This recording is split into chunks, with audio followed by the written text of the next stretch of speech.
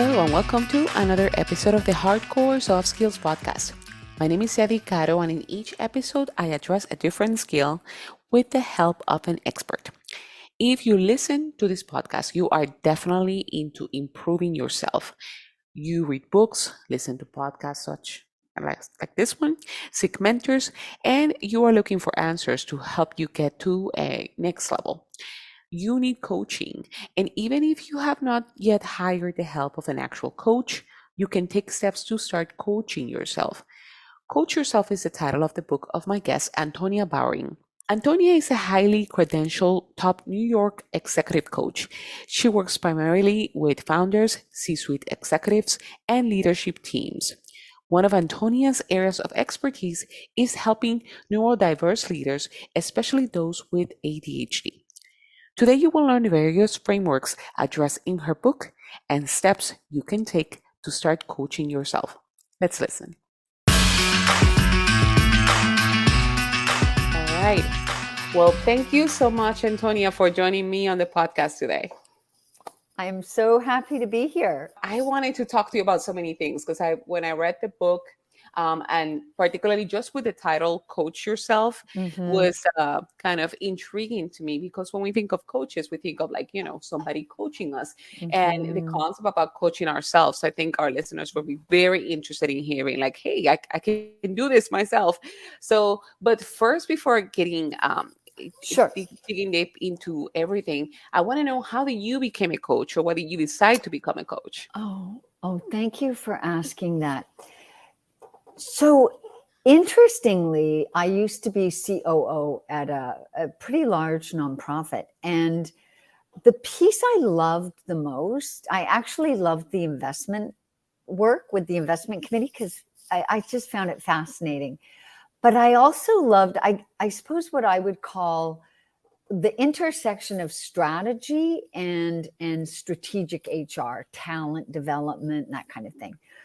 And I heard about coaching in the 90s, I think, but I'm not a very high risk. I don't have a high risk tolerance. Mm-hmm. I always thought you had to have a salary and benefits and all this. Anyways, fast forward to 2013, 2012. I was running an organization, and the parent organization in California went bankrupt. And we were really successful, but we had no control of our funds, right? They kind of went to the home central office headquarters. And I didn't know what I was going to do. And I had brought on some fantastic coaches to coach the clients who were women entrepreneurs. And this one coach said to me, who became my beloved mentor, "Well, what are you going to do?" And I said, "I don't know. All I know is the next thing I do, my success will depend on me. It won't be dependent on other organizational structures." And she said, "You should take my coaching course. You'd be a natural." And I literally took her course and feel blessed every single day and have never looked back. And this was what I was born to do. That's wonderful. And let's just to make sure that our listeners understand in terms of what a coach is, because it's not therapy. It's what. How would you describe the role of a coach? Yeah, great. Well, if you think of it as a spectrum, a therapist might get mad when I say this, but they spend a lot of time looking backwards, trying to understand why things happened, why attitudes formed, what dysfunctions there were earlier, let's say. And it's not so much about looking forward, actually. And consultants, on the other end, are there to sort of tell you what to do. Here, we've analyzed your situation. Here are 3 options. Pick one, and we recommend option 1. And a coach is, in its purest sense, someone who helps you unearth your own answers through really excellent listening, excellent questioning, and a lot of tools and tricks that I can go into. I would like to just add, though, that the more experienced you become as a coach, I think part of what people are also paying you for, depending on your style, is some of you and some of your opinion and some of your advice. But as a coach, you always want to be very clear which hat you're wearing and ask permission. Okay. And now, considering that in terms of looking at the future and that Yeah. kind of that person helping drive our future selves, let's say. Yeah. Thank you for Yeah. making that point. Yeah. It's really future focused. Thank you. Yeah. And how then your book, Coach Yourself, can we really coach ourselves? Yeah. Yeah. I'm glad you have a podcast because you asked very good questions. Oh, thank you. Um, yes, we can. Mhm, Absolutely. 110% we can coach ourselves. Now, mhm. it's like anything, there is a role for a professional, someone who's an expert, someone who has training. Absolutely, there is. But that also is just not feasible for everyone financially. And so, what I would say is if you are motivated and have some self discipline, you can get quite far along the path yourself by finding resources, using books like this, maybe even creating a little peer circle that peer coaches. Yeah, you can get quite far, but you have to work. So, if we were to get started in that journey right now, and I certainly recommend for our listeners to listen, to read the book, Coach Yourself, or the Thank audio you. version. And Thank you. when it comes to starting that journey, Mm, I want to go now deep into some of your of the frameworks, because you offer a lot of yeah, frameworks for different yeah, aspects. You talk about the concept of core values. Could you yeah. describe a little bit about that, about defining our core values? Yeah, I can. And you literally went right to the heart of it. I start every coaching engagement with asking the client, "What are your values?" You know, and this is so critical. How are you activating them daily in terms of future goals? To me, that is the essence. When people talk about, oh, what my North Star, I personally don't think one can have a North Star without knowing one's values. So Mhm. it is, it is so essential. And it's really important to take your values temperature at regular intervals because they change and the way you need to activate them changes. Okay, so when it comes to values, what are some examples of having core value, of some of those values that you described? Yeah.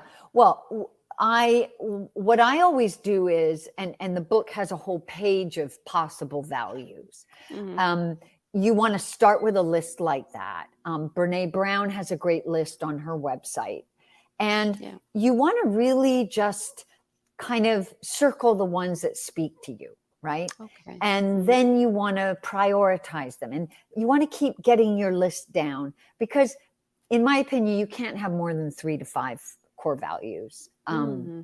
Would it be helpful if I showed you what mine are? Yeah, absolutely. Yeah. So mine are, and not in order of Hmm. importance, but possibility. It used to be positivity, but I changed it to possibility, productivity,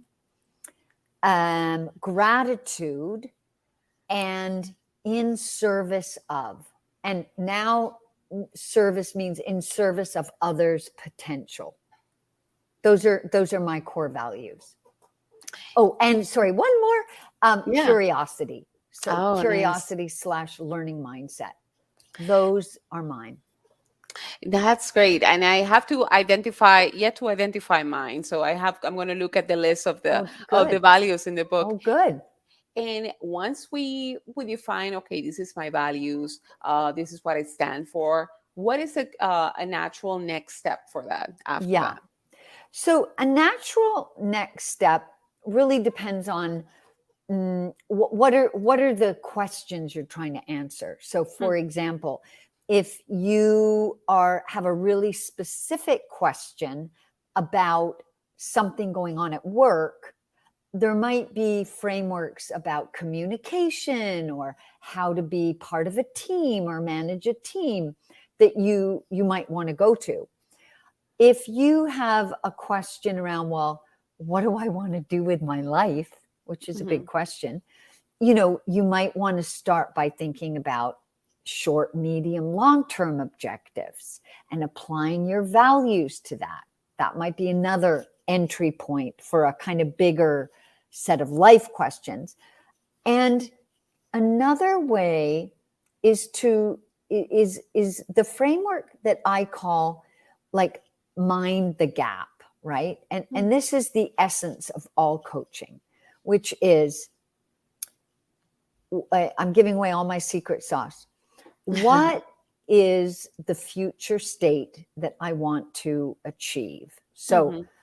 let's say, I'll give you an example. Let's say for me, it's that I want to be on different platforms where I can reach larger audiences than coaching one on one. Okay. Hmm. So if that's my vision, that's my end state, I've identified it. The next step is, and you can think about this starting with the end state or the current state, either way. What's my current state? What's the platform I have? Is it just one-on-one coaching? Okay, now I have a book. Well, what does that mean in terms of having different platforms? Maybe being a speaker to larger audiences, having online courses. So I know where I am today. I'm a one-on-one coach. I know what my goal is. The coaching work is in that delta between Hmm. the current state and the future state you want to achieve. And in a coaching engagement, depends on the person's awareness, right? And it depends, are they aware of what it is they want to achieve, what success would look like, and can they clearly articulate today? And once we have those parameters, those bookends, then we jump in the middle, and that's where we do our work. Oh, interesting. And I like the concept that mind the gap, like in Right. the In London. in Right. London Yeah, yeah, subways. yeah, Yeah, yeah, yeah. yeah. So, and identifying that aspect of where we want to go to and kind of work it from there. So that's a great framework to definitely get started and what we Yeah. would need coaching in the first place. What are some of the other frameworks that working with your clients that are either the most popular that you think Yeah. people in generally benefit more from? Yeah. Yeah. So I would say there are two that I use in almost every engagement um, at some point. Hmm. So, and one called the actor spectator framework. Okay. Oh my goodness, I use that myself sometimes every day of the week. But you can also use it if you are faced with a big situation. And I can give you an example. So the actor spectator framework is for example is understanding your agency no matter what situation you're in. So, for example, I have a client, um, an Olympic gold medalist, Hmm. who was running a company and felt that it wasn't the right fit for her, but had a whole bunch of reasons why she couldn't leave, why everything would fall apart if she left this company. So that would be an example of her seeing the environment, the context, as not giving her choices, that she doesn't have a choice. And Mm. what I like to do is just shift that, because there are always choices. Why are you staying? No, what would happen if you left? What's your agency in this in this situation, because that agency might even just be shifting your mindset, even if you don't take an action. But we have so much power when we realize that we can impact our mindset and our response to anything that happens to us. Yeah, that's great in terms of really putting ourselves outside of the picture to see a clearer picture of things. That's great. And you mentioned there was another framework that's really that Oh you yeah, particularly use. yeah, Yeah. yeah. That would be COIN, which Okay. is in some ways is like a checklist, Mm-hmm. and I find it very helpful when any client has a critical conversation. And I find it very helpful with neurodivergent clients who sometimes get very emotionally overwhelmed in critical conversations. And it's kind of like I think of it as like having a little checklist in your back pocket that you Mm-hmm. can sort of pull up in your mind and go, okay, where am I? I've lost my bearing in this conversation. Okay, let me get back to it. And I can explain the framework in about 30 seconds. Would that be helpful? Yeah, absolutely. So the first piece is to kind of have some self-awareness. How do you enter critical conversations? Mm-hmm. Is it with a softness or a hardness? And we generally lean one way or the other. I go in tough, ready to demand what I want, or, oh, I don't want to upset the relationship, or I don't want to ask for too much. And so let's call it maybe an over indexing of softness. So Mm-hmm. first, know where you naturally groove and just have that awareness. I need to be able to shift between the two and use elements of both. Okay, Mm-hmm. that's kind of part one. And the second is COIN stands for common purpose, observation, inquiry, and next steps. Super simple. If I, Yadi, have to have a really tough conversation with you, emotions are running high, it's tense, the most important thing I can do is create common purpose with you. Mm-hmm. That, from a neuroscience point of view, makes us allies Mm-hmm. and makes us positively inclined towards each other and finding a solution. Okay. Next is observation. Mm-hmm. Talk about fact, not personality, not perceptions, not interpretations, but fact. Mm-hmm. And then the third is the dance of inquiry, using open-ended questions, getting the other person's perspective and kind of moving back and forth there. And then finally, which shockingly happens all the time, what are the next steps? What do we agree to? What's that accountability at the end? Which could be, let's think about what we said and regroup in 3 days, but something concrete. Yeah.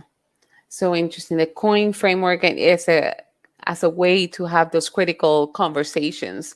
And you alluded to this is a good framework for neurodivergent individuals. And I want to talk about that because in your book, you address a lot about the attention deficit hyperactivity disorder. And I was particularly interested in it as a parent of an ADHD child. And I haven't diagnosed myself yet, but see a lot of traits in that. But how does that? Why include that in the book and as part of the frameworks as well? Yeah. So I have an adult.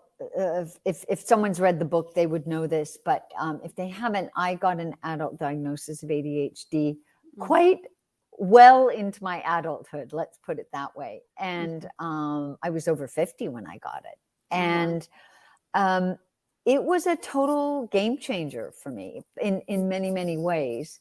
Um, I I like to think about it in terms of the profound and the practical.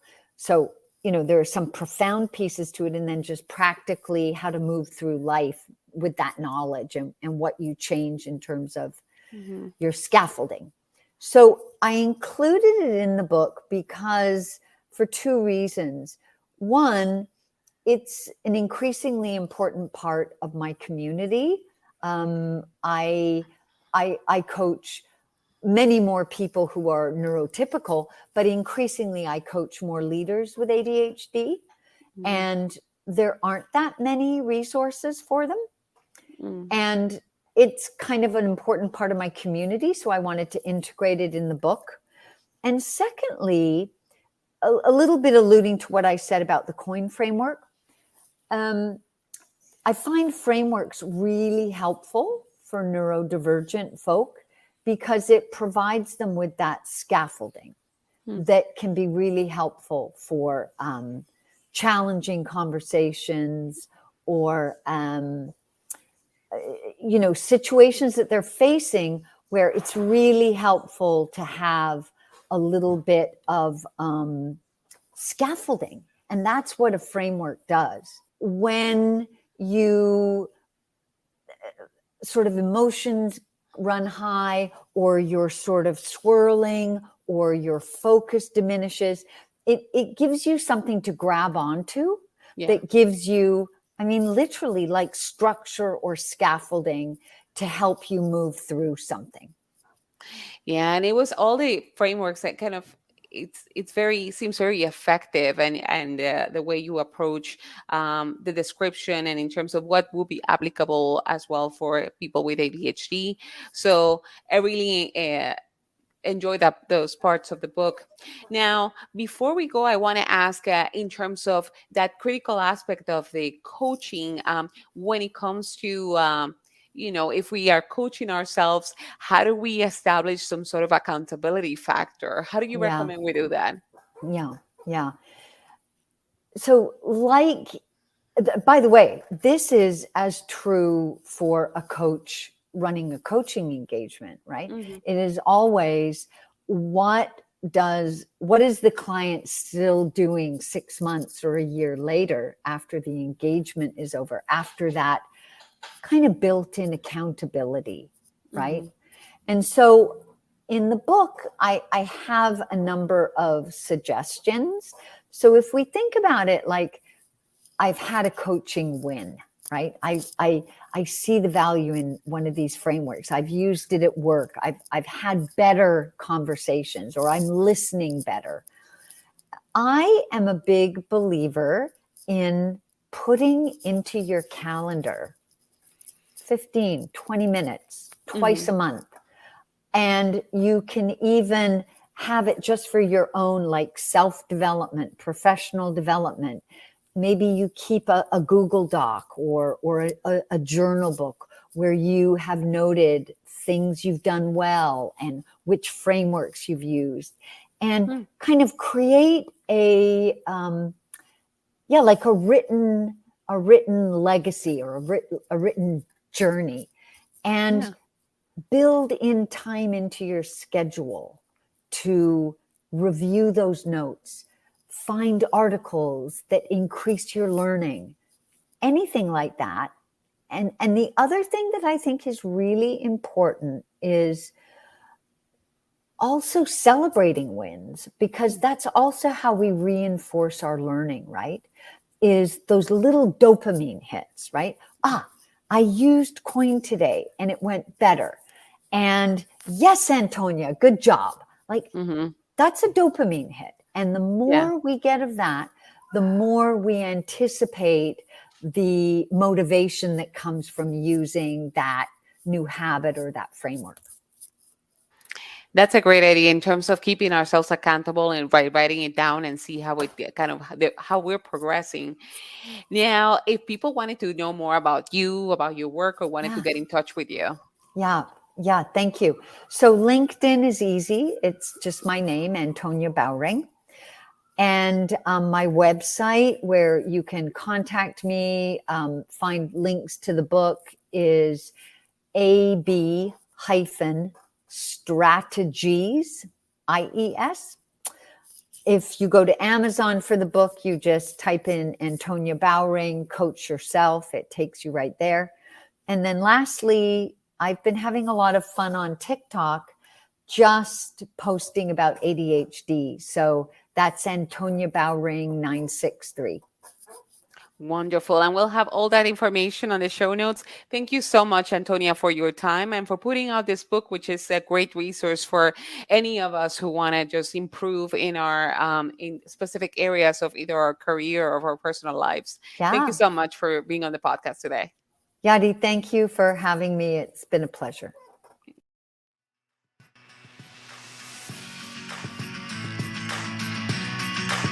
Thank you for listening today. Before you leave, make sure you go to my website, hardcoresoftskillspodcast.com, and sign up for my weekly newsletter. Then go to the review tab and leave a review. It is the way to ensure this podcast is discovered by others. Remember that by learning soft skills, you make your hard skills work for you. See you next time.